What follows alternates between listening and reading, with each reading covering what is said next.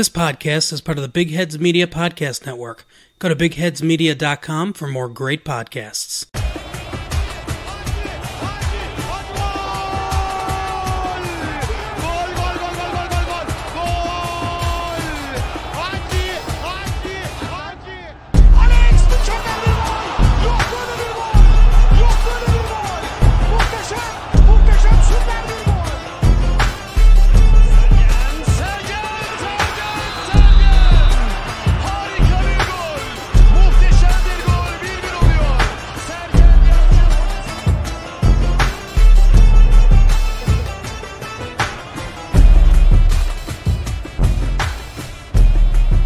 Ladies and gentlemen, welcome back to what promises to be another fiery episode of Football a la Turca. It was an historical weekend in the Turkish Super League, of course.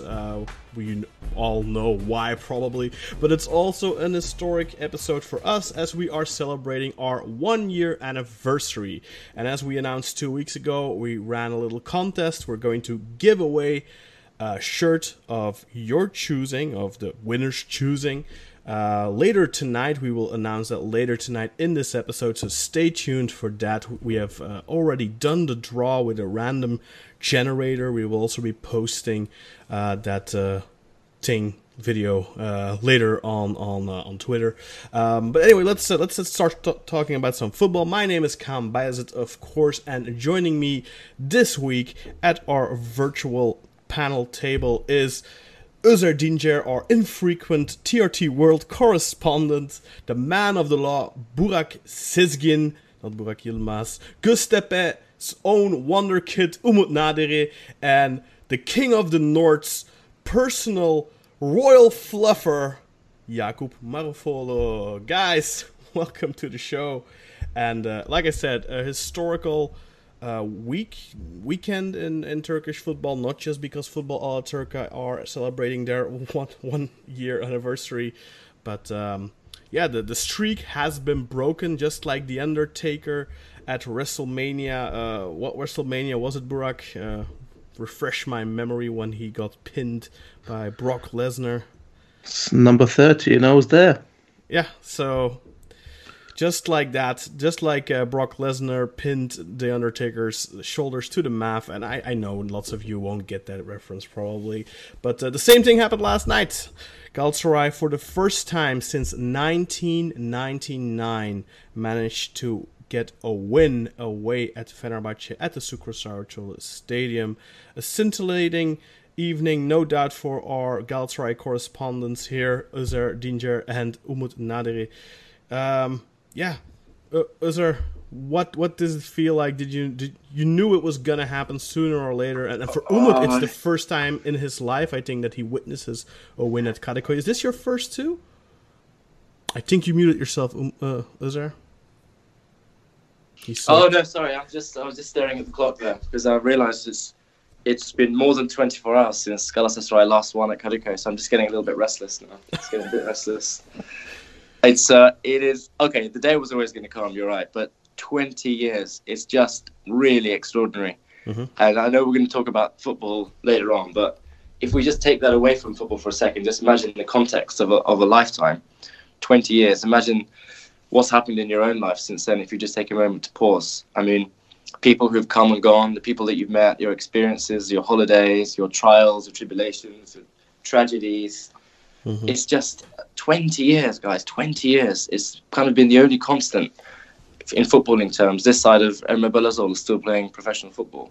It's really amazing. Even if you look at the context of Turkey, for example, in 1999, Bülent Ecevit was still prime minister.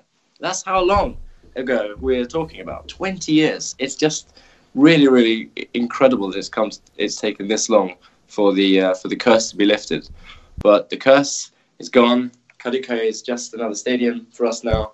And actually, if you think about it, the last 5-10 years has actually become as much of an iconic home for us as the Türk Telekom Arena has.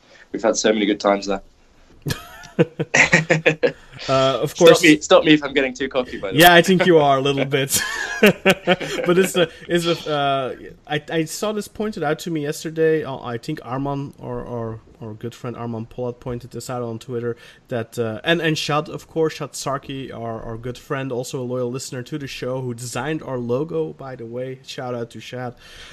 He pointed out that Fenerbahce haven't actually beaten Galatasaray since 2014 at Çukurşavşoğlu either, and then Arman came back and told him, well, that's true, but Galatasaray haven't beaten Fenerbahce at Turk Telekom Arena since 2014 either. So is that really true? Like 5-6 years that all their matches have ended on draws outside the Super Cup and such?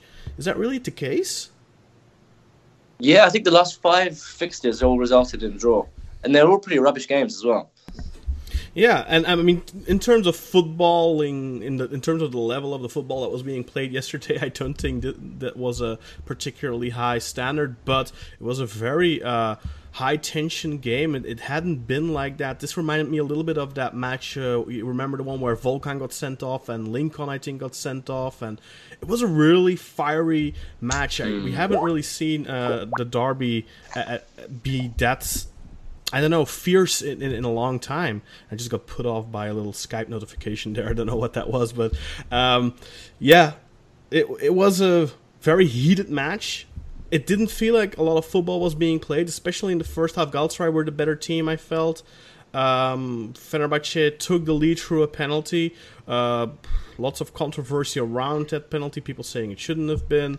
I personally think it was a penalty because, yes, he gets the ball, but he does take the man out completely. And we see later in the 78 minutes something similar where Jalson gets the ball but also just sweeps Onyekuru's legs out from under him. So I think both were correct calls. I don't know how you guys feel about it. Brooke, you haven't been able to say much. As man of the law, what did you think of those 2 penalties? I think the foul on Vedat anywhere else on the pitch is a foul. Because of the follow-through, which clearly takes his leg out, even though he gets the ball. I think because of the follow-through, that gets given as a foul. Mm-hmm. And the Jalson tackle is not as clear-cut because, for me, it's one of the cases where the player has played for the penalty and been clever in leaving his foot in. But if you slide in the box, you're always taking a risk. So for me, I would say probably both are correct calls, to be fair. Although I would say the Galatasaray penalty can more debatable. Do you think it was an act of desperation on Jalson's part because Onyekuru was basically, just driving him crazy throughout the match? He had a couple of good one-on-one opportunities, I think, where he could have actually ended up being the loser of the match, so to speak, if Fenerbahce would have scored at the other end and won it. But he ends up, of course, winning that penalty and then scoring the 3-1. But for a while there, he was kind of looking more like Diaby than he was like last season's Henry Onyekuru, because he was missing quite a few good opportunities. And we'll get to that reference later. But I was watching it and I saw Jalson go in and I was like, oh my god, what is he doing? And I just immediately thought it was a penalty. And then in the replay, he gets the ball, but it wasn't a good tackle though. It wasn't like he just like punts it, clear or anything. Like he felt like a really rash challenge. Hasn't Jalson given away quite a few penalties for Fenerbahce? He's been a rubbish. He's been really poor. He's been a real liability for you guys. He's like playing as for the other team. He's not a centre back. He's got some goals on his konto for sure. I don't know about penalties, but we were talking about this last week. I think that goal Alanya scored where Cisse lingered in the box. That was also Jalson just, wasting time on the ball and then just waste literally I think 5-6 seconds that he has on the ball before he decides to kick it and giving I think it was Ceyhun time to close him down and block his actual clearance, and then it fell to Cisse for the goal. And he's got a couple of those moments. I think what was it, two weeks ago? Was it against Ankara? No, he caused the penalty 2 weeks ago or so, I think. What game was that? It wasn't Ankara Gücü. I think the week before that, Burak. What game was that?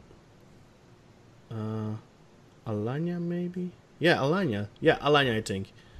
Yeah. The second penalty for Alanyaspor. Just talking to myself right now. The second penalty for Alanyaspor was also Gelson, I think, and he's not a central back, as Burak rightfully so points out. Not necessarily his fault. He's kind of like a fish out of water there. But it is kind of on the coach, and of course the ramifications after the match. The news came out that S2E23 has resigned. Has that been made official yet, Burak? No, nothing. No official statement from the club. Just a bunch of arse-bored cunts doing what they usually do. Yeah, I didn't think so. It was because the news came out yesterday evening after the match saying that S2E23 had resigned. But of course, until it has been made official, we don't know. Do you think he should resign, though, Burak, given yesterday's performance and performance maybe as a whole, and again starting with a very weird lineup with defensive midfielders as his wingers, and yeah, you've talked about this a lot already. Just that you don't understand Tolga continuously starting at left midfield or right midfield or whatever, and he did it again. It's a really tough one. Because at this stage of the season, I don't know who we would get in. I think some of us have been talking about the potential of Emre Belözoğlu as player coach, but I don't know how far along he is with his badges. You've got the potential of Aykut Kocaman, of which we shudder, but he's recently said he wants to get out of the whole football bubble. So I don't know if that would be something he'd be willing to do. I don't think you've got to pry anyone away from any of their other clubs mid-season. So then you look to, well, who else is there to come in at this stage that you would have to pay some kind of salary to? So I would, at this stage, it's a really tough one. I'm tempted to give him the next match, which is Antalya. And that's going to be another tough match, knowing how they play. I know they've got a new manager since we played them last, but we can't go on with this dead man football. I mean, it was an absolutely horrific performance on Sunday, and just void of life. And I think that's a build up of many things over the last 3 or 4 weeks. But I would be tempted to stick with Addison until at least the Antalya game, if he doesn't quit himself by then. If he does decide to resign, I think the board should accept it, because there's no point in keeping a man who clearly wants to leave the club, and someone would have to come in the interim. I don't know who that would be from the coaching staff. Yeah, and were you surprised by the football that Fenerbahce played yesterday? Because, I mean, we spoke about this before against Trabzonspor. They lost, yeah, but they played a good game there. I praised them for their attitude, just their will to win against Besiktas a couple of months ago. Against Başakşehir, we saw that too.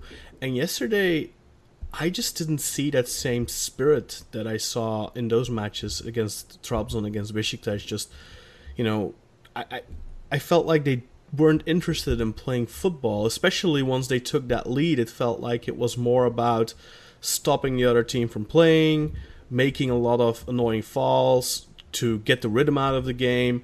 And in the first half, I still felt like Galatasaray were better, but in the second half, definitely that evened out, and Galatasaray, I think, kind of scored. I wouldn't say against a run of play, because it was more looking like a draw type of match that was going to end in a draw, but came kind of unexpected at that point, as opposed to in the first half, where I think Galatasaray were a little bit more interested in a win, or at least, I guess at the time, an equalizer. But what did you feel about the way Fenerbahce played yesterday? I failed to see what the game plan was. I mean, you've got Vedat for the last few games who's had to come deep to get the ball, so no one's kind of providing him any kind of service, any crosses. It almost seems like he lacks the confidence in his midfielders and the wingers in particular, because it's Turca Bolicierci who's trying to pass the ball to him. It's just not working out, and I just think the team they just looked emotionally drained on the pitch, and I think that's down to the coaching staff's fault for not being able to prepare them mentally for the game. So it's a derby, and of course, the players are up for it. But I think the strain, the psychological toll has taken its toll on the players, and for some reason they needed some help, whether it be professional or something else. I think just to try and help them through this phase, but I didn't. There was no triangles being played. There was no kind of runs being made.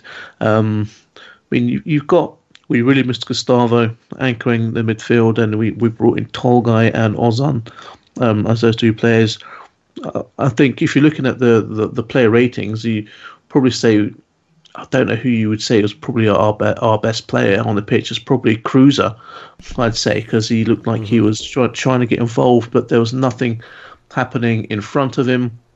There was no runs being made by Dirard, which was a bit of a shock, because he had quite a good partnership with Isla earlier on this season, and last season they seemed to be doing quite well, but that completely flopped. I think at least we had a left-footed player at left back. We had Hassan Ali back, but what can he do coming into this team? It was just a really poor performance at Kadıköy, and I think the referee had a really bad game with not letting the football flow. I think he definitely had favourable whistles for Galatasaray with the fouls, but I also agree that we didn't really have a game plan as such, so there was a little bit of bite to the game, but I think it could have been left to flow more and flow better by the referee. So that was disappointing, but it was just a nasty game of football to watch. And when I say nasty, I mean it was just bad. It wasn't a good advert for the league. It wasn't a good advert for the derby. I don't know about that. I saw a lot of praise for it by foreign journalists and such, just because of the entertainment factor, not because of the football. But I think a lot of people did like it because it was so spirited. It wasn't a good footballing performance by both teams, but entertainment-wise, it was a firecracker. But it's like car crash TV. Right. Yeah. Well, I agree with that point, Burak. I just think that, unfortunately, the Turkish league is at that kind of middle or lower middle ground of quality, and we can't really pretend at this stage that it's not that. But we have to play on our strengths. And what is our strength? Entertainment. And you can't get better value entertainment than the football we saw this weekend, both in the Istanbul derby and Besiktas Trabzon. And this is what people want, especially when kind of all the natural spice and fun of football is being sucked out through technology.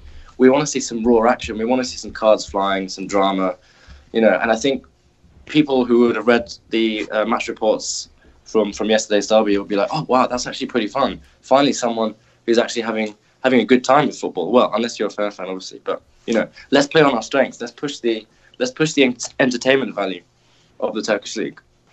Yeah, and let's get to Umut's thoughts, because it was definitely his first win in Kadıköy, his cognitive win, at least, the one that he experienced. I don't know, I didn't get your answer on that, Azar. Was it actually your first win that you remember at Kadıköy, or do you remember the 1999 one? I think that's a good point. You see, I read about some of the match reports from the 99 game, and I can't say I remember it distinctly, but I'd say it's obviously the most significant one that I remember. Yeah, that's for sure. What about you, Umut? How was the feeling yesterday? Was it definitely for you? How old are you now? 25. So yeah, you were literally still. You were my son's age when you last won. Yeah, when you give it that way, it will feel a little bit weird. But thanks to that, I went to the pub. He invited me in. There was a crew of Turks there, I watched the game with them, and we constantly chanted and get warned by the bartenders because we were making too much noise out there. And it was the loudest when Falcao scored the penalty. his weight on the penalty taking position, like it was like a decade when it comes to the feeling, because all the Turks in the pub were waiting him to score, and he scored it, and we were like all celebrating and didn't care about the world or other shit, but just celebrating our lives. And when it come to the last goal, we were watching the game via stream from the internet at the time, so our stream was like 1 minute behind from the original ones. So the last goal was actually interesting goal. The leader of the group, the Ultra Aslan group right there, took out his phone and seen that we were ahead 3-1 and said like, Oğlum geliyor, and he started recording the screen knowing it was a goal. Onyekuru was just running there. That's cheating. That's great. Tailed by Jailson there, and I don't know, but he missed all of them, and finally he decides to run the keeper Altay there instead of shooting to his face. And last but not least, we won a great game. Also, like I couldn't see the score line anywhere in the screen because it was like zoomed in. I think because of the copyright infringement. What kind of weird ass bars are you going to? Yeah, like a kind of bar Özer invited me in. Yeah, so we didn't even see the time or the score board at the screen, so I don't know what happened, but it was fascinating to watch, and it was really like weird as well, like to like witness some kind of a history. Yeah. Football Alaturka, by the way, does not endorse illegal streaming of the Turkish Super League. Me ending up suspended for like I don't know why. Because you copyright infringed, man. It was just entertainment. I didn't steal any info or earn some money from that shit. And Umut, what did you think of the two penalties that were awarded in this match? Well, in the first one, which Marco did, it was the thing that he took the ball first, then his right foot contact Vedat Muric, and he just lost his balance afterwards, and it was the first thing I saw. But there was a strange bringing down just behind Vedat as well. Fenerbahce player was brought down just behind Vedat, and I don't know what the hell was going on there. It was a penalty, but at first glance, I thought the penalty was the other position where the player was brought down. Mm-hmm. But at first, you can see Marco had the intent to take the ball, and he indeed gets it. And for Galatasaray's penalty, which is similar to Fenerbahce one, what I think the difference is, as Jailson slides into Henry Onyekuru, if you watch closely, you can see the ball bounces right in front of Onyekuru once again, as if he can maintain his balance, he will take the possession again, and if he wasn't brought down. And so it tells me that not only Jailson failed to get the ball there, he also brought down Onyekuru, who could have pursued his possession afterwards, getting away from Jailson. So I think that's the difference. Says this is more of a penalty than the first one. Mm-hmm. And also about the game, I think Fatih handled the game really well with his great strategy and mindset. He used Belhanda and Ömer Bayram as the dynamos in the midfield, and behind them there was Seri, who was the playmaker in the Lemina's role in the past a few weeks. We have seen him. Mm-hmm. And it was a 4-3-3 instead of what he was using for the last a few weeks, which was a 4-2-3-1 with an attacking midfielder who was Emre Akbaba at the time, getting inside the box too much often, like a secondary striker. But it was a surprising choice that he didn't pick nor Emre Akbaba nor Adem Büyük for the game. It was a strange choice, and I firstly was surprised about choice. Every decision he makes, but I can tell every decision he makes, he has a reason behind that. I really respect his wisdom and knowledge right now, because he was talking about the passing game and he desires to do it constantly, but fails to do so behind the Galatasaray. And before December, he was also pointing out the January transfer window every chance he gets. Everybody had their doubts because Galatasaray was so slow building up the attacks with Enzonzi, with Babel, with Nagatomo, and Falcao in front of them was ineffective because of the slow team. And too many slow players end up in the field. But Fatih persistently pointed out the January window, telling, we'll sort everything out, be patient, believe in us, we'll fix everything. And then there was this big crew of fans forcing him to quit, says he will just quit because he is just over his age and he's done, etc. But Fatih has have been putting on some big faith on this team, even though he has made some mistakes building up, like transferring Enzonzi and Babel, thinking they will add something to the team. But in the end, they made Fatih fail. Do you think those were his transfers, or? If a team has Fatih, I think he'll make the transfers on his own, because relying on the scouting team as well. But Fatih has the last say on these transfers, and his footballing mentality and ideology is proven after that. While he has one of the players on the field constantly failing, like Enzonzi or Ryan Babel, constantly failing to perform in a great way. But he did it with Belhanda, who was really criticized on the field, but he used him as an energy source in the field, like a dynamo, and make something out of him. And what did you think of the decision to start Adem and Emre on the bench?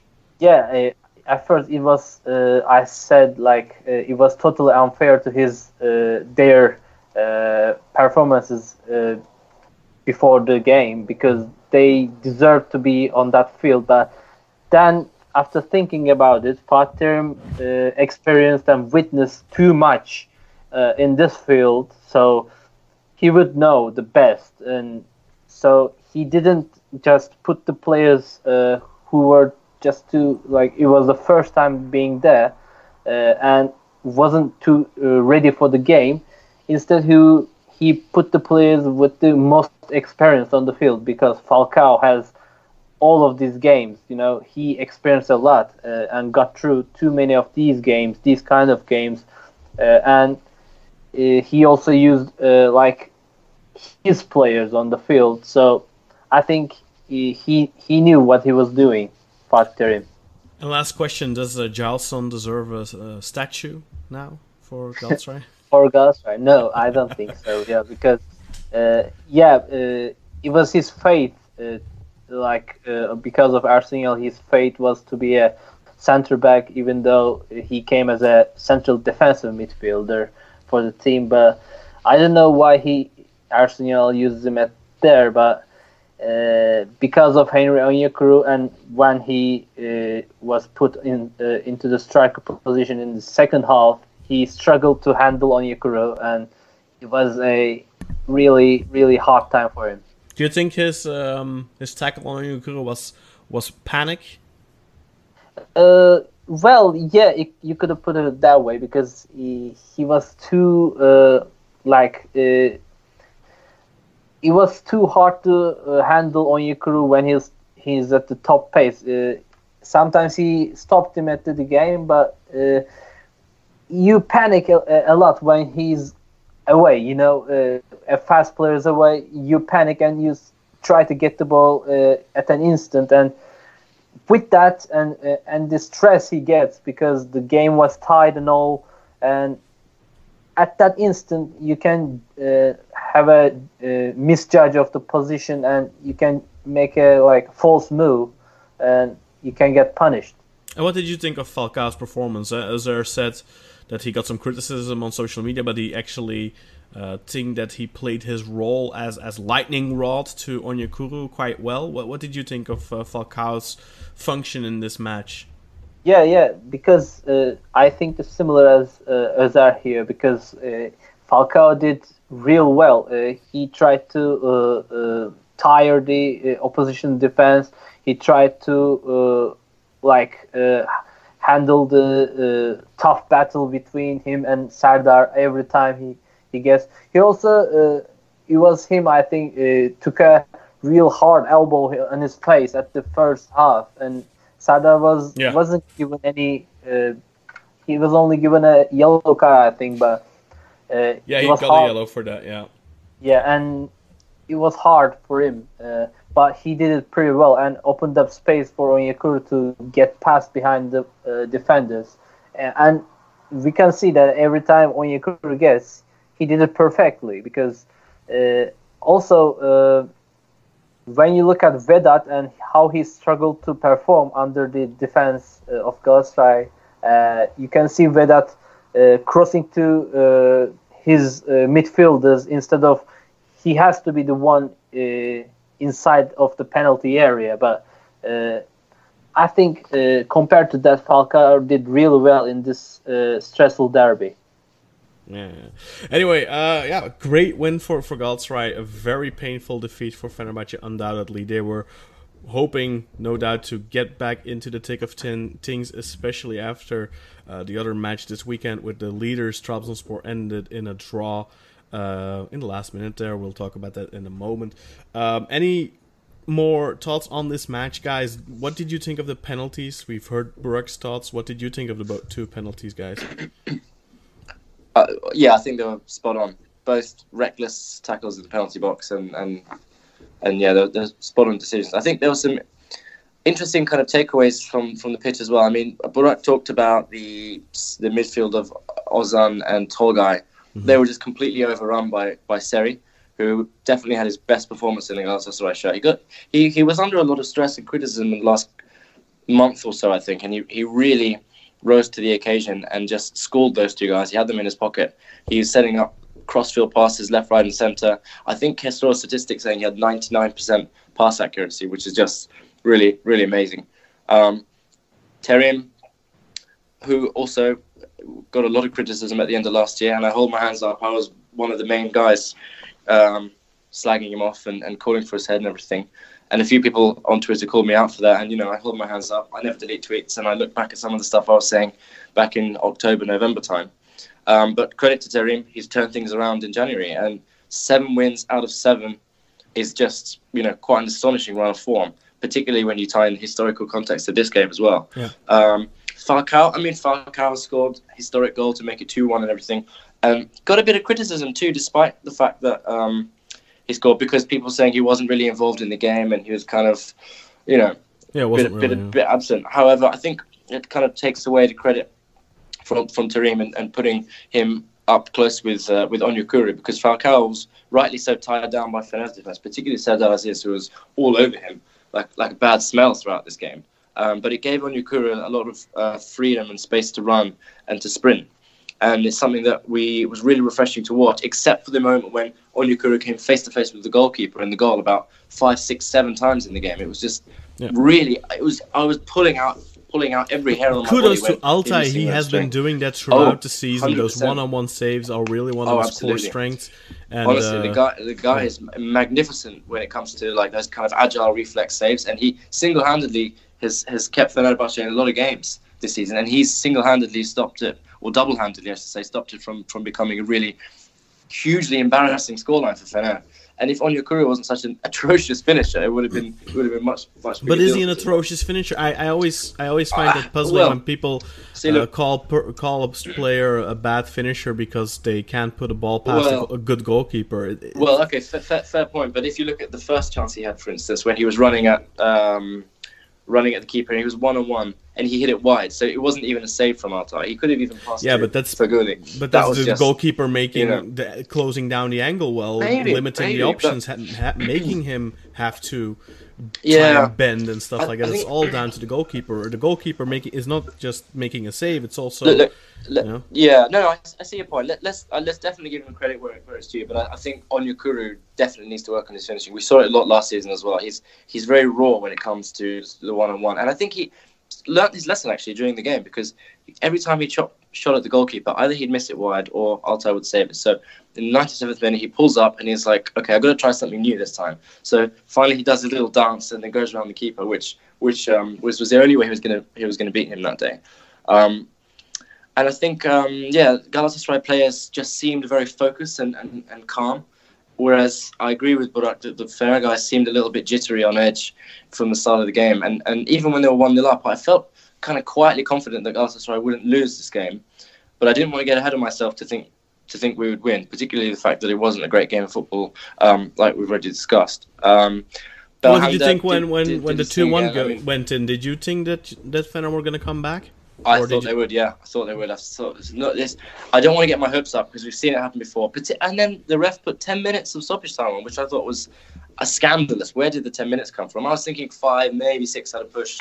Wasn't that because of the VAR for the penalty and the red cards and all that stuff? Yeah. Well, I don't think it amounts to 10 minutes. Though I think 10 minutes is a real indulgence from the referee. I think I also want to highlight the fact that Adem and Akbaba were dropped at the start of the game in favour of Falcao. We spoke about that last week, that they should start. Huh? Yeah, absolutely. And there was a rumour going around on Twitter midweek that was going to be the case, which I didn't believe. I thought there's no way that's going to happen. But, sure enough, Terim went with that decision. And it would have been really costly had we not come away with the result in this game. I think it was a huge slap in the face for Emre Akbaba, actually. And now, thank God.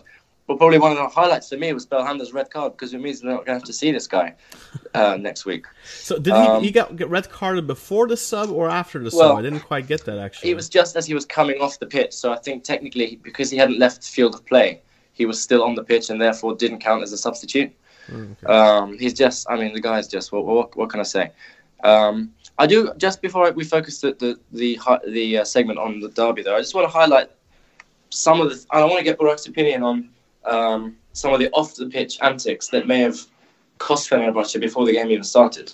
There's been a lot of ranting and raving from Fener in recent times, and I think that might have put the players under unnecessary pressure, and the coach as well. The banner, for example, the banner that you guys put out was a bit distasteful, to say the least. I don't know if you guys saw that. What banner was that? I didn't catch that. Saying, we don't like you and we don't like those who like you, which is just spreading animosity and creating unnecessary divisions before the game. This is just a football game at the end of the day. There's no need to turn it into some, them versus us, some sort of... The irony is the players are also handling a banner against racism. Absolutely, yeah. That's the irony there. You can see that as they're bringing out the banner against the racist incident in Germany. I just think it's ridiculous. And I just think there's this kind of...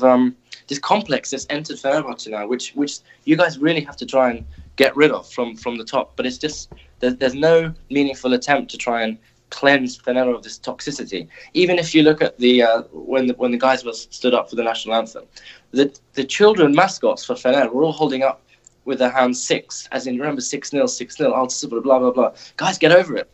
This indoctrination, this thing just has to go. Otherwise, your club isn't going to be able to move forward, and it's going to continue staying downtrodden, like it has been in the last few years. That's something we've seen with Trabzonspor too after 2011, that they really got stuck in a rut. And I remember in 2004, Besiktas had the same thing. It lasted a couple of years. Sometimes certain traumas take a long time to get over. And I think the only way to truly get over something like that is just, win the title, win something, be successful. And it's difficult to shake a bad feeling when you're in a bad place.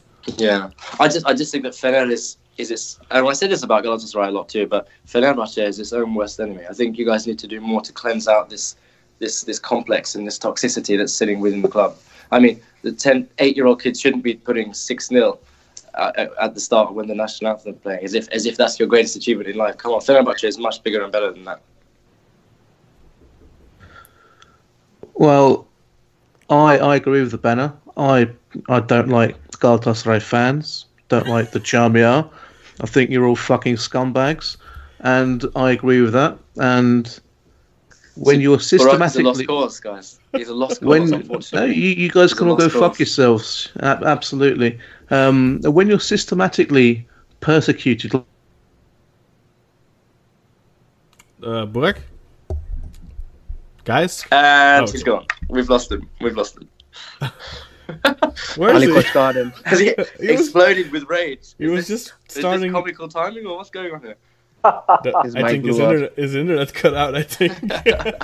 I think this is the universe telling him that the point is valid. So I don't need to grow up.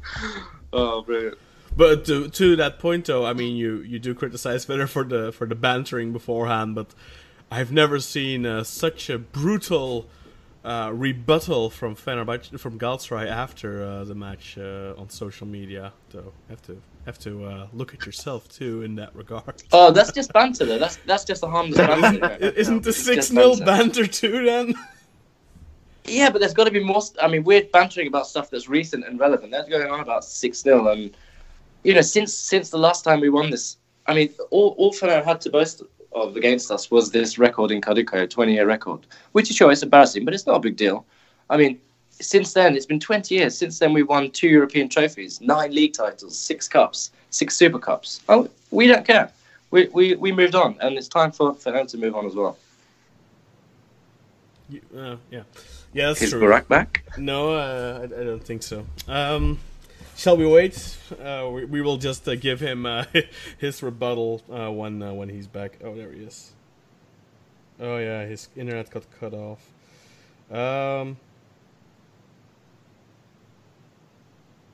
Also, the Fener fans during the game, they're throwing bottles and stuff at the celebrating Galatasaray fans when it became 2-1, which they're going to get punished for that.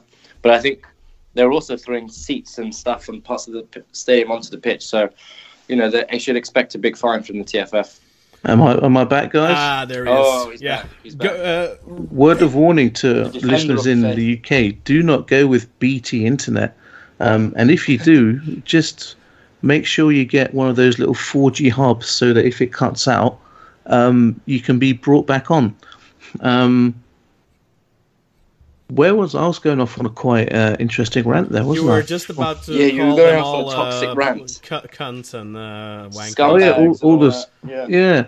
Don't you have anyone in your family who supports Galatasaray? He's someone not anymore. Someone who you'd pick your nose to save your life for. There's got to be someone. I think there are a few family members, and I don't see anymore. who are not going to be in your will. Not in my will, but it's a sad state of affairs that. I remember your last word. I think was systematic. The systematical. Systematic butchering by the authorities, and I think we should always stand up and speak about that. I think we should all of the fans, or so-called fans, if they're even fan accounts, that are calling for Ali Koç to quit, I just think are completely brain dead, and they're not seeing the longer picture. And in footballing terms, he has been unsuccessful. You can't deny that, but he's been successful with regards to trying to steady the ship a little bit. I think we need chairmen like Ali Koç who want to try and bring about change, but ultimately when they get backed into a corner by certain people in the media and media agencies like our Sport and our Habad, who are trying to systematically take him down because they see him as a threat, not just in football but in political terms. And it's the society is bled into this political and football type thing, which is nasty and taking the enjoyment out of football.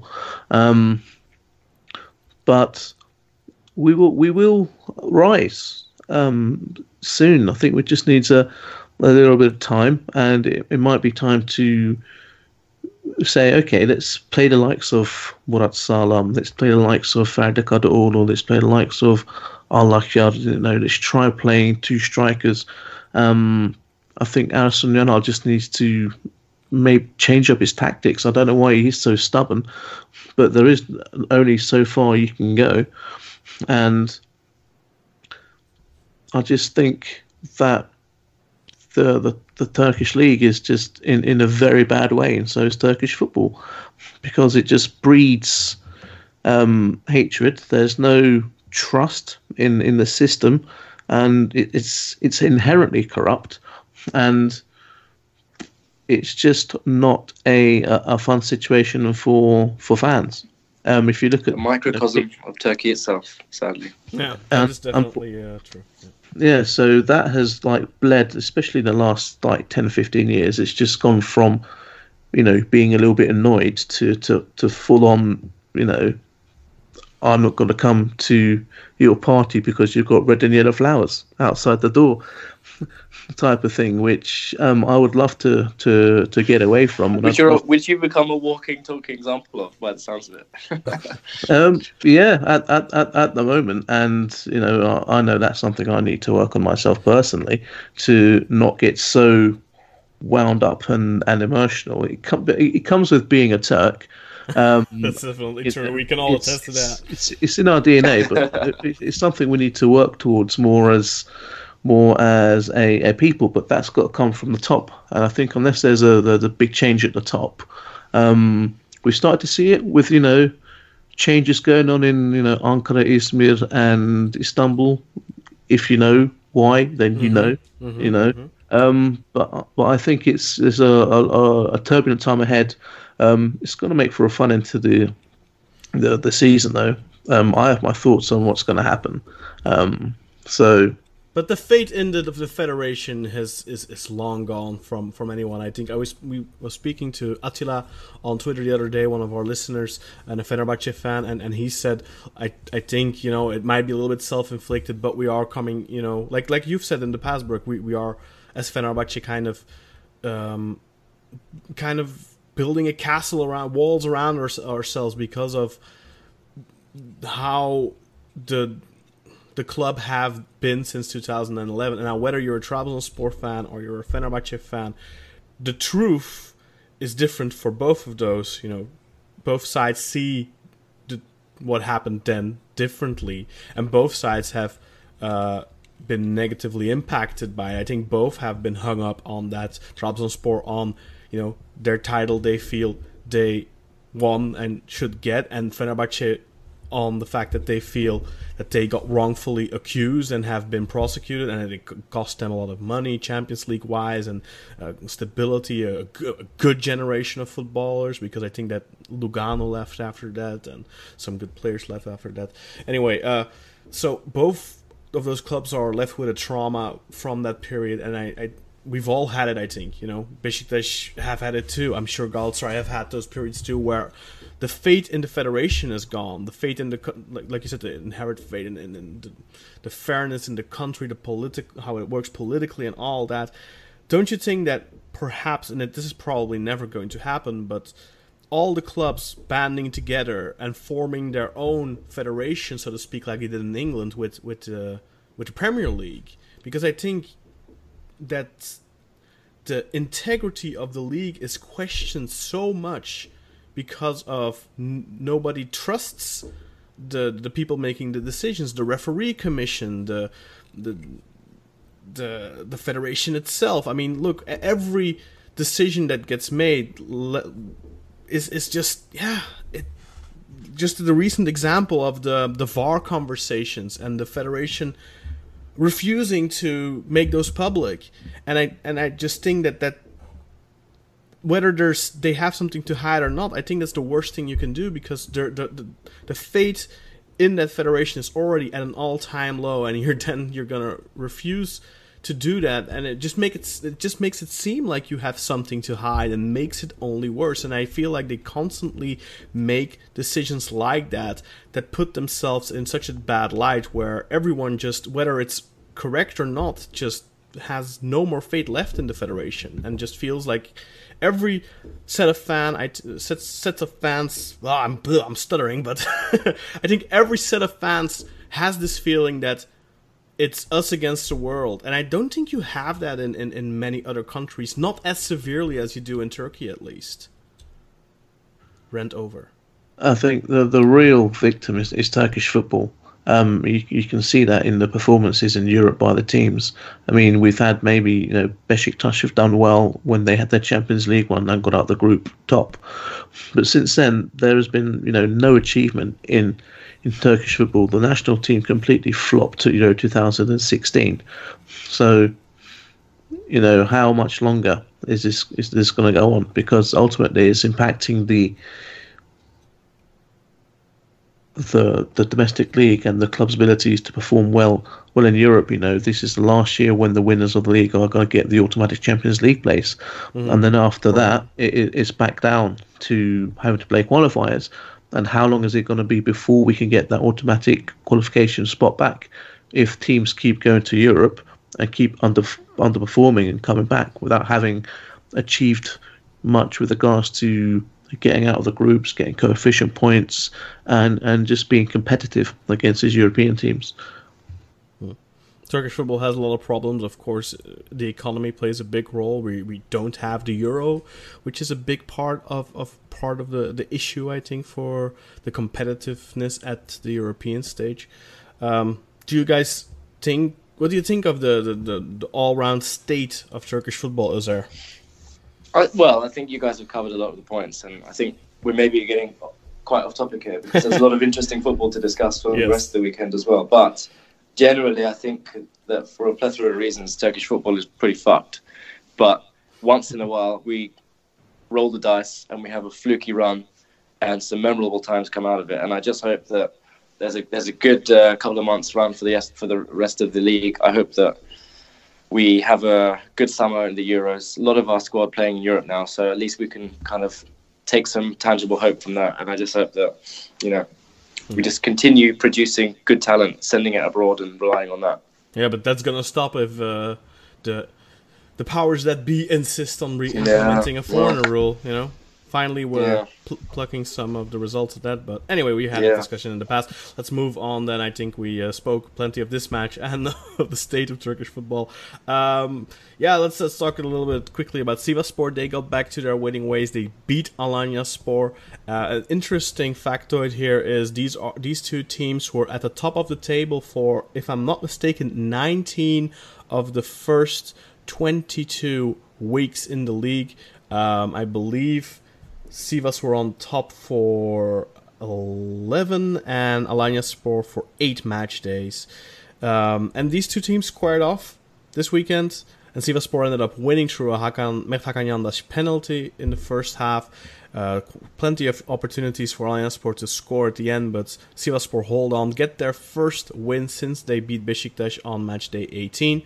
And with that win, they're back in the thick of things, and they're back fully in the title race with 45 points now, the same amount of points as Galatasaray, and the same amount of points as Trabzonspor, because they got a point away at Vodafone Park at the very last minute almost. After 5 minutes, who else than Alexander Sørloth had put Trabzonspor ahead, but Besiktas came back through Kevin Prince Boateng and Domagoj Vida in the second half to put themselves 2-1 up. They had plenty of chances to make it 3-1, but as Özer always says, Özer, what's the saying?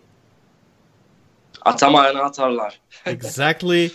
And that happened because in the 3rd minute of stoppage time, again, Alexander Sørloth with his 19th goal of the season already. Just 23 match days in, he made it 2-2, and that was the full-time scoreline.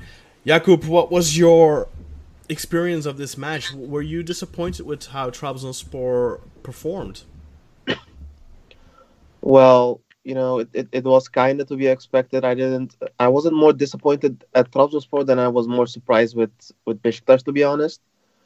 It was obvious before the game started that we were going to miss Mikel on the midfield, and the loss of Wakayeme with Sturridge coming back from one of his millionth injuries. But I was just disappointed in how bad our midfield was. I'm a big fan of Sosa. Everybody knows that. but he was pretty much non-existent in the game. The whole midfield was bad. We didn't really create any chances. It was pretty much a one person show. We are lucky that Sørloth's just such an unbelievable guy that the runs he makes, the shot in the first goal is just unbelievable. It's just you can't get it more perfect. I watched this game with two friends of mine. One of them also Trabzon and one of them Besiktas. And the Besiktas friend did say that we don't have anything to play for, so we might you're going to see that we're going to play really good. And he was what he said was true. I really thought, and I said it to him, I said it to you guys, that Besiktas deserved the win. We are lucky that that we were able to snag a point, because Besiktas was so dangerous, and I don't know, with the home crowd and the resurgence of the fans with the first time that the stadium was sold out this entire season, and Besiktas have already played against Galatasaray at home, so that's something. I definitely think that Sergen Yalçın has something to do with that. No, I don't think it's Sergen. I mean, if you have the chance to see Falcao play or Sørloth, the choice is easily made. Why see a washed-up old Colombian guy play? Pretty sure Falcao was injured against. Well, yeah, I was wondering where that was going. No, I mean, in fairness, Trabzonspor is one of the better teams at the moment, so that's also a thing. But as I said. With Sergen back, I think a lot of fans are kind of seeing a light at the end of the tunnel for this season. Maybe not on top, but still, at least you guys might play attractive football right now. Yeah, the football has changed, that's for sure. If you compare how Besiktas are playing now to how they were playing under Abdullah Avci, it's still not perfect. Of course, we saw it last week against Başakşehir. Besiktas basically had the ball for 90 minutes and couldn't really do anything with it except for some shots from distance. But I think that's a little bit of lack of quality. But we saw it here. I think this was Besiktas' best match all season, I would say. They were really good. I think 21 shots at goal. Countless goal-scoring opportunities. Uğurcan had a fantastic game. I was surprised that we managed to beat him once, let alone twice. Uğurcan was just phenomenal. I think it was one of the best goalkeeping performances I've seen.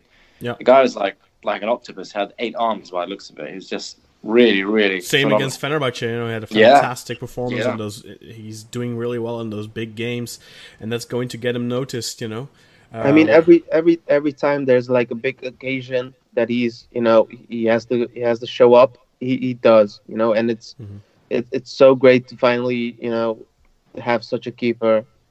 I'm not going to throw Onur Kıvrak under the bus, but he had Onur was known for some of his mistakes. He would have a great game against our direct rivals, against the Istanbul teams, and then we go and concede 5 from Malatya and 6 from Antalyaspor. But at the moment you have Uğurcan just competing, and we are lucky that we have Erce and Arda, in the back just in case something happens. Knock on wood. Erce is a really good goalkeeper too. So so we're really blessed with goalkeepers. What about Uğurcan's punch though? He made a mistake for the second Besiktas goal.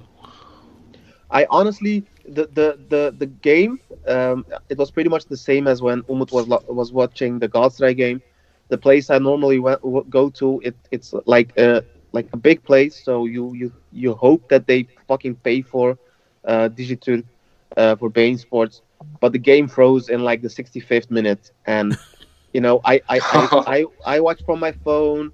A friend of mine watched from the phone. His one was a minute ahead, mine was a minute back, and in that commotion we conceded.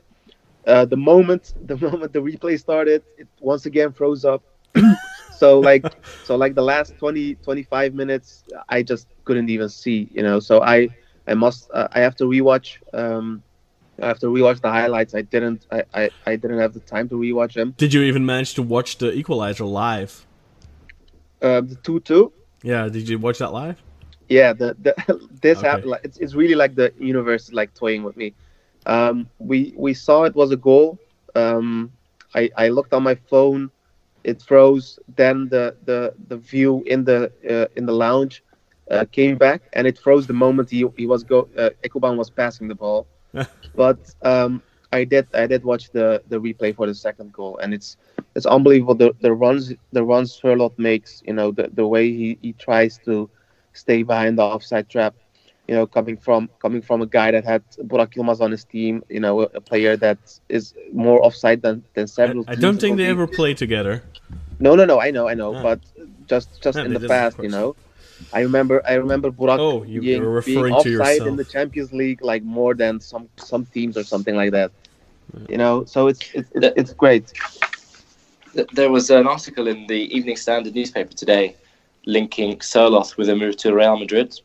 Yeah, I saying think that's bullshit. He's scored as many goals as Crystal Palace have all season. Yeah, I I was on the Crystal Palace show a couple of days, like a week ago, and those guys were fuming because I just kept saying only good things about him, and As soon as you went off, though, they did compare the Turkish league with the third tier of English football. So Nonsense.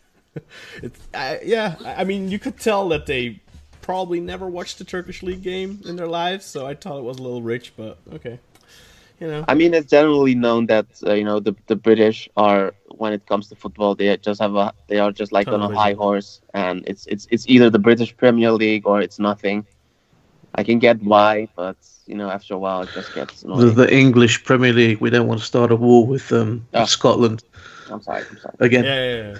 I'm rewatching the second goal, the Vida one, and I remember being angry because he should have like either pushed it over the goal or you know, clamp down on it. So it's weird to see such an easy mistake from him. Can't stay faultless if you're literally in a shooting range, because that's really what I felt like in this match. He was being bombarded by attempts, and But did you guys think that maybe Sergen made a tactical error, or was it just a typical if you don't score that killer, you're going to end up conceding?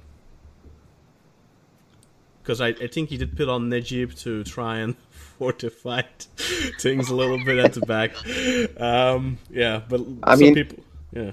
If I was Sergen, the moment the game ended, I would like call Burak up and just slap the shit out of him and say like, dude, you scored a free kick like 40 years ago. Stop trying it. Who else was supposed to take it though? Yeah, that's the second thing. Problem, I would rather have like, you know, just fuck it, just let Vida kick it. You know, he's such a good defender, he might even score one.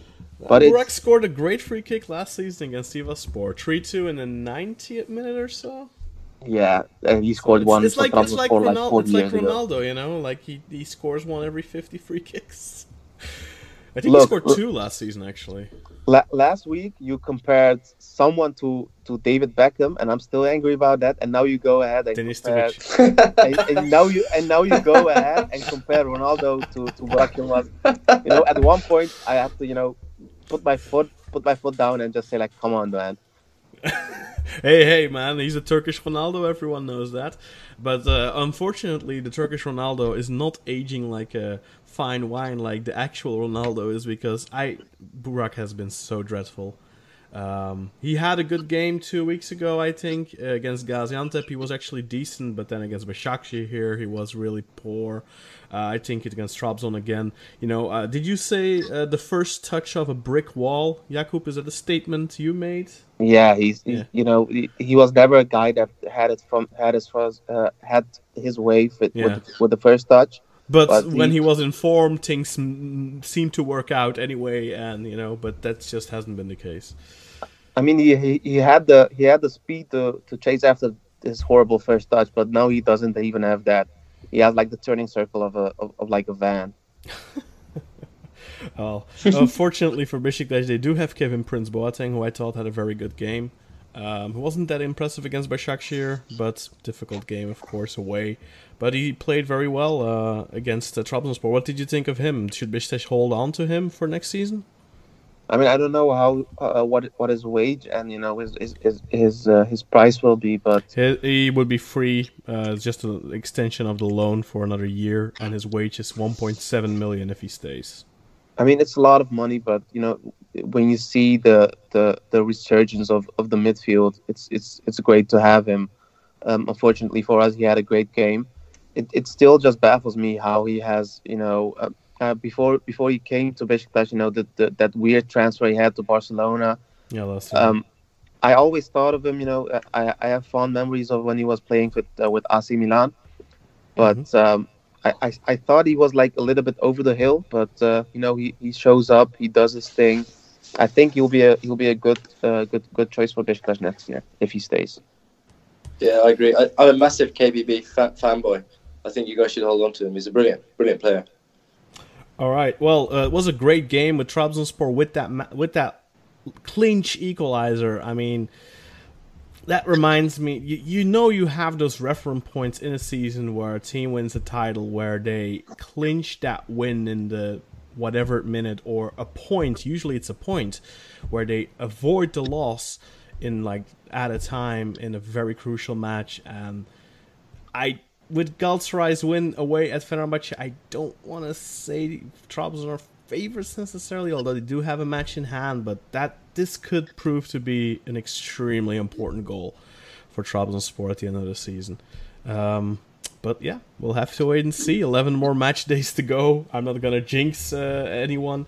Yeah, we'll have to wait and see. But that was definitely, I think, a would-be championship luck type thing. I mean, I like how you say that you're not going to jinx and it. And then I do it anyway. Yeah, before and after you jinx it. I said would be. You've annoyed Jakob twice in the last 5 minutes now. He's going to be raging. Yeah. Anyway, let's talk a little bit more about other matches. Rizespor hosted Başakşehir tonight, in fact, and Başakşehir managed to win it in added time as well with a very clinical goal by Martin Skrtel, who had just come on as a sub actually in the 87th minute. He headed it home in the 92nd minute. A little bit of a blunder there from Gökhan Akan, who has been making a couple of mistakes this season, and I don't think that bodes well for him if he wants to make a move higher up in the summer. Of course, as I alluded to a couple of times in the past couple of weeks, Besiktas will be looking for a new goalkeeper in the summer, but Gökhan Akan has a couple of those mistakes on his name right now that are similar to what Karius does, so I think that's not good for him. Very important win for Başakşehir though, and Rizespor with that, I think they remain on 24 points, so they are slowly but surely starting to feel the hot breath of some of those relegation candidates in the back of their net. Başakşehir with this win, of course, back in the thick of things at the top of the table. But also importantly for them, they played their Europa League match midweek against Sporting, managed to get an away goal from the penalty spot in the last couple of minutes there, losing 3-1 against Sporting Clube de Portugal. The return will be next week. That's going to be difficult for sure. Well, this week. Not next week. That will be difficult for sure. What do you guys expect from Başakşehir in Europe? Are they going to pull off a stunt? Are they going to pull off another Mönchengladbach hikayesi? I doubt it. However, if I was in Istanbul and if it wasn't for this Passolik trash, I would definitely go to that game. Because you never know. And I definitely, and I wonder if anyone else would agree with this, but I definitely felt a little bit more sympathy towards Başakşehir since Okan Buruk took over. And, I always support Turkish clubs in Europe anyway, so, I'd go along to that just for the hell of it. No, for sure, in Europe, definitely. In Europe, in Europe. Yeah. And just checking quickly on Rize, they are indeed on 24 points, so they are a little bit in the danger zone. Just like Denizlispor, who also lost tonight 2-0 away at Kasımpaşa, one of the teams I, of course, had called dead in the water last week. And as that usually goes, I seem to be a massive jinx, so sorry for your loss this coming weekend, Jakub. 2-0 against Kasımpaşa. That's a difficult pill to swallow, I think, for Denizlispor, who had just sacked their coach Mehmet Özdilek last week. Replaced him, I believe, with Bülent Uygun, which is a puzzling decision. 2-0 away loss against Kasımpaşa. That's not good for Denizlispor. They're on 24 points now, and that means they're just 4 points above the relegation zone, just 3 points ahead of Konyaspor, who also didn't get a favorable result as they played to a 2-2 draw against Kayserispor in Kayseri, despite going 2-0 up in the first half, but then they conceded right at the end of the first half through a goal by who was it? Artem Kravets. And then, of course, the equalizer from Pedro Henrique in the second half, 2-2 full time there in Kayseri. Another difficult pill to swallow for Konyaspor, who also have changed managers 2 weeks ago, and 2 matches into Bülent Korkmaz's stint at Konya. They now have 1 point out of a potential 6, and only 1 point above that relegation zone. What do you guys think of how that relegation battle is shaping up right now? Because Gençlerbirliği Ankara Gücü was another important match in that relegation battle. I think Ankara Gücü could have come out of this relegation zone. It was a competitive match against Gençlerbirliği, but ultimately Gençlerbirliği pulled on the longest end of the cord and managed to win through a fantastic Giovanni Sio header that puts Gençlerbirliği now firmly out of striking distance from the relegation zone with 27 points. Ankara Gücü, though, in recent weeks have shown good form. Antalyaspor, another team in that relegation zone, get another crucial win with 10 men away at Malatyaspor. 1-2, Podolski in added time to clinch the winner there. So a very interesting scenario playing out now in that relegation zone, where we have a bunch of teams on 24 points. We have one on 21, one on 20, and then Kasımpaşa now on 19, if I'm not mistaken. Guys, Özür, I'm going to throw to you first. What do you think of this relegation zone? Who do you think is in big trouble? Hey, well, it's almost as entertaining as the battle up top, because I think every couple of weeks that third team is going to be changing.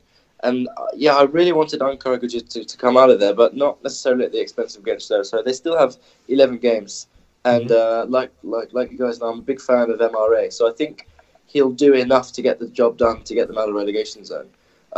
As for Antalya, who were in the relegation zone a couple of weeks ago, they seem to be enjoying a little bit of a mini renaissance now that Podolski is in there and Sinan Gümüş is in there. Sinan Gümüş got sent off here. He got 2 yellows in the first 30 minutes. But he was playing well from what I could see in the highlights. The first one was really dumb, though. He went down in the box, wanted a penalty, and kept haunting the ref for, I just don't understand why you do that. The ref has made his decision already. All you're doing there is just getting a yellow card.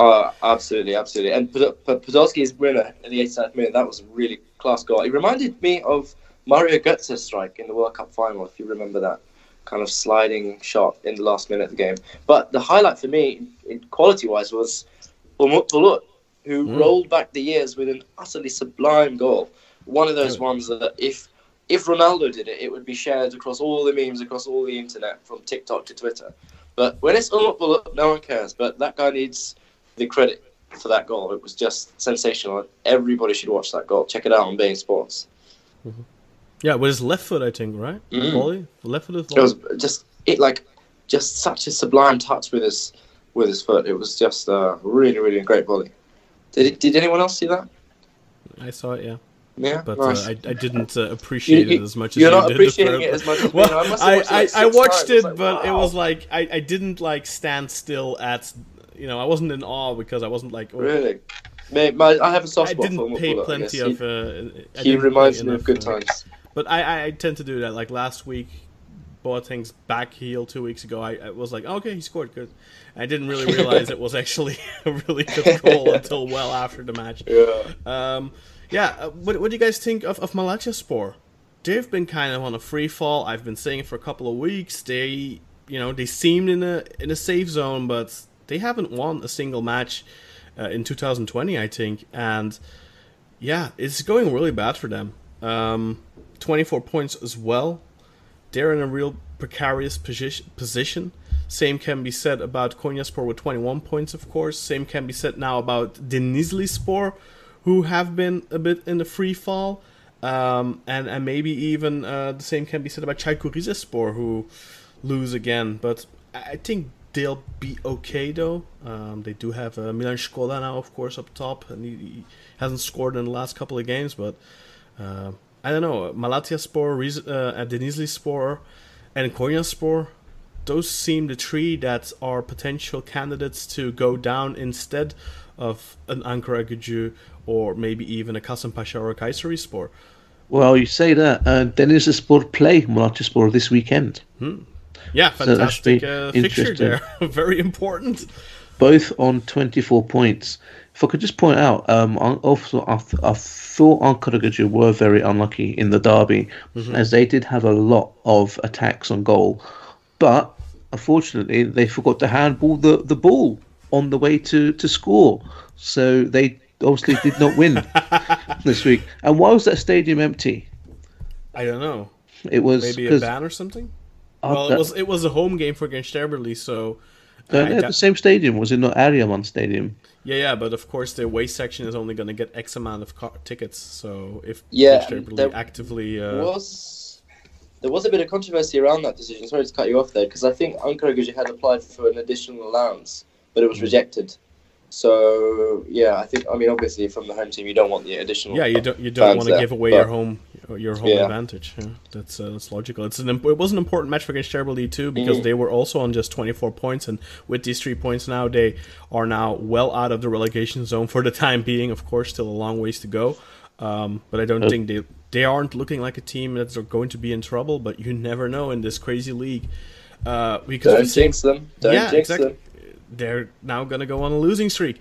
But said the same about, for example, Kayserispor, and they've gotten a couple of points now in the last couple of weeks. I think they won last week. Now they get a point here against Konyaspor. It's better than losing against Konyaspor, of course. They should have hoped for a win, but if you go 2-0 down, then still getting a point is definitely a morale boost for them.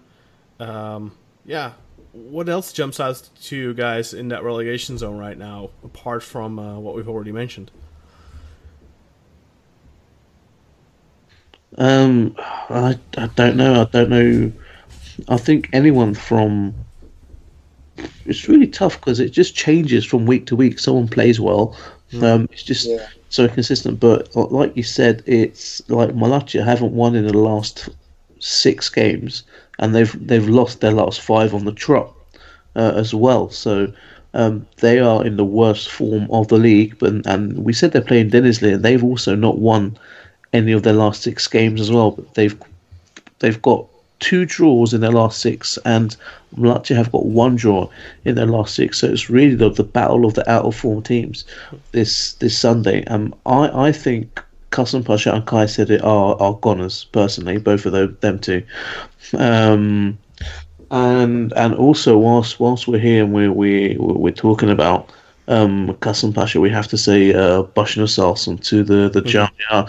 I believe it was their ex-director of football who was at the game tonight, who very sadly had a heart attack and passed away later in the hospital. The gentleman's name escapes me right now, so we do apologise, but we'll I'm sure you can put something in or something. Yeah, exactly. And we did see that, of course, in the match as well. The ambulance even went onto the pitch. The match had to be stopped for a while there because he had a heart attack in the stands. His name escapes me as well. Yeah, it was Nursal Bilgin. Yeah, he was the ex-sporting director of Kasımpaşa. Sad, very sad. Very unfortunate event there, and all the best goes out to his family and loved ones, of course. Let's talk about Kasımpaşa for a second there. You say they are probably going to go down. I do agree with that. I think they're not going to face a lot of Denizlispor anymore, who are kind of in a very poor form right now. Do they still play Malatyaspor? Probably do, so that's potentially another 3 points there, but I don't know if there's any other team right now where I think I can see Kayseri and Kasımpaşa get an easy win again. Well, easy. It's not never easy, but get a win against right now. And it's interesting to see Malatyaspor got rid of Sergen Yalçın, of course. Now Denizlispor got rid of Mehmet Özdilek. 2 teams that are getting rid of their coaches maybe a little bit prematurely. Denizlispor, like Burak pointed out, rightfully so, that they have been on a bad run. But they had a good first half of the season. Maybe they should have given the coach a little bit more time. I'm sure our loyal listener Ozan, who is a Denizlispor fan, will chime in with his ideas on Twitter, what he thinks about that. But Umut, are you still on the line? Because I believe Barrow actually terminated his contract last week. Am I mistaken in that? Did anyone pick that up? Because he was a very instrumental player for them in the first half of the season, and I found it curious. I didn't actually look into it further, but if they lost him, that's a curious situation there. According to the transfer market, he's still on the Denizlispor lineup, but I don't know if it's like terminated by Denizlispor board. Was he in the squad against Kasımpaşa? Can you quickly check that, please? All right. Yeah, he was. Okay. Yeah, on the left side. Okay, then it was probably just faulty rumors. I'll cut that out. No, I won't. I'm too lazy. Okay, then I think the only match we have left to talk about is the Göztepe match against Gaziantep, which ended in a 1-1 draw, but it was another example of... Özer, say it. Atamayana atarlar. Exactly, this was a great example of that. Oh, man. 92nd minute equaliser for Antep. And Serdar Gürler alone, I think, had 2 or 3 clear chances to score. Napoleone had 2 chances to score. Yeah. I mean, Serdar Gürler and Onyekuru had similarly bad misses. It's just that Onyekuru was able to make up for it in the end. Yeah, and you're gonna feel sorry for Alparslan Öztürk for Umut highlighted this brilliantly in our group chat while he was watching the match. I think he screen captured some of those long balls from Alparslan. He had like 2 or 3 identical cross passes that ended up setting up Serdar on a one-on-one position. I think one of them might have been for Napoleone. But yeah, just putting with one 60-meter pass, putting a guy alone in front of goal, and then the guy ruins it. And I honestly believe, though, if Göztepe were maybe a little bit more in a favorable position in the league right now, where there was a little bit more motivation, excitement around the team, and if they had started the season with İlhan Palut, who was a great coach, he showed that at Hatay too. Very puzzling why he got sacked there. Because they were at the top of the table and everything has gone downhill a little bit at Hatay in the second division since he left. But ever since he took over, and of course Göztepe opened their new stadium, they have been in really good form. I also believe with the way this season has gone, I think Göztepe could have been in the title mix. I'm not saying they would have won it, but I think they could have been up there with a Sivasspor and an Alanyaspor. I don't see why not. Yeah. So maybe. Who scored the goal for this? They have the best. Huh? Oh yeah, sorry. Yeah. We have to interrupt, but who scored the goal for Göztepe? Who else but Cameron Jerome, of course. Yes. And that's why they didn't win, probably. The effect. Because of the effect is real. No, I agree with you, Khan. Now, if you look at their form, they've won 3 of the last 5, having drawn the other 2. And alongside Antalya, who have the same form graphic, they're the most on-form team outside the guys in the top 3. So yeah, had the season started in January, things would have been different. So if they keep this up, who knows what will happen next season? Maybe they can secure that European spot. For sure. If Wilczek starts scoring goals and if they maybe make a couple of improvements here and there, I could definitely see them having a very nice 2020-2021. Anyway, I think we covered. If they invite Umut back to train with the club, maybe of course they need their wonder kid back. The wonder kid. Yeah, I think we covered all the matches. Did we, guys? Am I mistaken? I don't think so, right? I think we covered everything, but I'm happy to talk more about the derby if you want to start again. No, let's talk a little bit about our 1-year anniversary. As we announced 2 weeks ago, we are going to raffle out 1 shirt of a Turkish club of your choice. You can also choose the Turkish national team if you want to. It's up to you for the winner. And Umut, earlier, he entered all of the names in a random generator, and he screen captured that as well. Umut, can you announce, please, to the world who won the shirt? It was a girl called Nuray. with the Twitter tag NurXI won the shirt. Okay, we will put that in the actually, maybe we will not put that in the show notes, and you have to listen to the entire episode to find out if you won. Congratulations! Woohoo! Yeah, congratulations, Nihai, I think. Nurai. Yeah. Nurai. Okay. Well, congratulations to you. Just slip into our DMs, and we will sort you out with a shirt of your choice. The only thing we ask of you, of course, is for you to post a picture on Twitter with your new shirt once you do get it, and share it with us so we can share it with the world. And of course, we will do stuff like this more often. Maybe next year for our 2nd year anniversary, we'll give away 2. We'll have to wait and see. Anyway, we're so good to our listeners, aren't we? We're very generous. Yes. Which other podcasts do this? Look after the listeners so well. Yeah, exactly. So give us a favor and share us with your friends and family. Give us a review on iTunes if that's how you listen. And yeah, just keep spreading the good word of the Football Ala Turca podcast. Guys, thank you very much for joining me again for this week. And congratulations to Umut and Özer.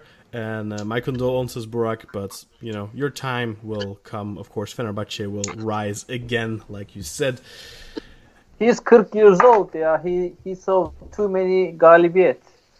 He's not 40 years old. He's 39. He's turning 40, and he's got a very cool Instagram account, actually. Are you still taking a daily picture, Burak, or are you slacking off on that? As the daily picture goes up, and this day I actually posted the 21-1 from the WrestleMania that we talked about earlier. That's very fitting. With a caption saying it actually happened, so I can say I was alive to see both of them. Well, that's great. Anyway, yeah, thank you very much for listening to this week's Football Ala Turca. I don't think I'm forgetting anything. I hope not. Anyway, guys, once again, I am rambling. I don't know what's wrong with me. I think I'm tired because we're recording this late, and I'm an old man. I am used to going to sleep early ever since I had a kid. My internal clock has been ruined. Don't have kids. That's a joke. It's a joke. Kids are awesome sometimes. Yeah. Anyway, guys, I'm gonna let you go. I'm gonna let Özer go back to his work. I'm gonna let Umut go to sleep. I think he's definitely tired. Sleepy, man. You're not. You just had 7 hours the last 24 hours. I can say, please, Bein Sports, please forgive me for my transgressions. Copyright infringement. Please give me back my Twitter account. And on that note, we are going to end this episode of Football Ala Turca. Thank you all for listening, and we'll see you again, hopefully, next week.